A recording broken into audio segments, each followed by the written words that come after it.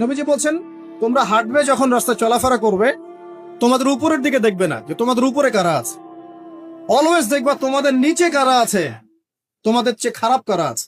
এক ভাইকে আপনি দেখবেন আপনি সুস্থ, তার হাত নাই। আরেক ভাইকে দেখবেন আপনি সুস্থ, তার চোখ নাই।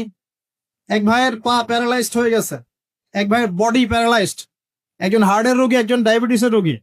আপনি সুস্থ আছেন, অথচ ওই ওই ব্যক্তির অনেক টাকা পয়সা আছে, আপনার নাই। এখানে কে ধনী বলেন দেখি, আপনি না সে? আপনার সুস্থতা আছে। আরেক ভাইয়ের অনেক বড় বড় ফ্ল্যাটস, কিন্তু আপনার এতটুকু নাই, ছোট্ট একটা বাসা। আপনার কষ্ট লাগে, আমারও যদি এমন হতো।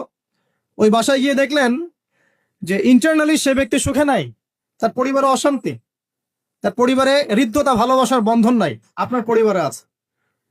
একটা রিক্সাওয়ালা সারাদিন রিক্সা চালিয়ে 500-1000 টাকা আর্ন করে বাসায় চলে গেল, গিয়ে বাসা আলু ভর্তা, ডিম ভাজা, ডাল দিয়ে ভাত খাচ্ছে, সুখে আছে দিব্যি, বউয়ের সাথে গল্প করছে, চাঁদ দেখছে। আর সেই তো কবে আপনি ওয়াইফ কিনে চাঁদ দেখেছেন ঠিক নাই। আপনি টাকা অর্জন করার নেশায় বছরের পর বছর স্ত্রী থেকে দূরে আছে, দেখারই সৌভাগ্য হয় না। আসলে সুখ কাকে বলে? সুখটা কি জিনিস? ঢাকাবাসীকে সুখ বোঝানো দরকার। সুখটা কি জিনিস? সুখটা হচ্ছে ইন্টারনাল পিস।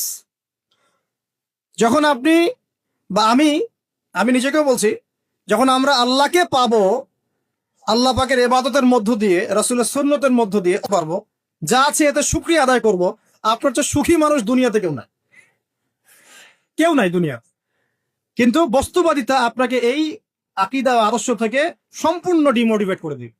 আপনাকে খালি চাই চাই আরো চাই, ওই যে দু হাতে যা পাও হাত পেতে নাও, বাকির খাতা শূন্য থাক। আর আমাদের দর্শন, দু হাতে যা পাও হাত পেতে নাও না, বরং দুনিয়াতে যতটুকু পাও এতটুকুতে সন্তুষ্ট থাকো, বাকির খাতা শূন্য থাক না, বাকির খাতা পূর্ণ হোক।